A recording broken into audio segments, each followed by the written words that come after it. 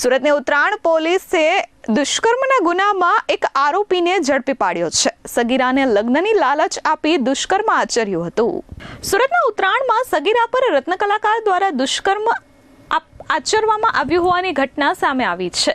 લગ્નની લાલચ આપી સગીરા સાથે શારીરિક સંબંધો બાંધવામાં આવ્યા હતા. અવારનવાર શારીરિક સંબંધો બાંધી તેને ગર્ભવતી બનાવી દેવામાં આવી હતી.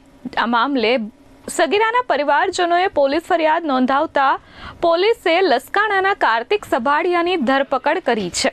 પીડિતાના પરિવારે ઉત્તરાયણ પોલીસ મથકમાં ફરિયાદ નોંધાવી હતી. ફરિયાદમાં જણાવ્યા અનુસાર સગીરાને પોતાની માતાના મળવાને બહાને લઈ જઈ દુષ્કર્મ ગુજાર્યું હતું. ત્યારબાદ અવારનવાર તેણીની વિરુદ્ધ બળજબરીપૂર્વક દુષ્કર્મ ગુજાર્યું હતું. સગીરાને 4 મહિનાનો ગર્ભ રહી જતા પરિવારના પગ તળેથી જમીન સરકી ગઈ હતી. જે બાદ પરિવારે નોંધાવેલી ફરિયાદને પગલે આરોપીની પોલીસે ધરપકડ કરી વધુ તપાસ હાથ ધરી છે. Bureau report S24 news Surat.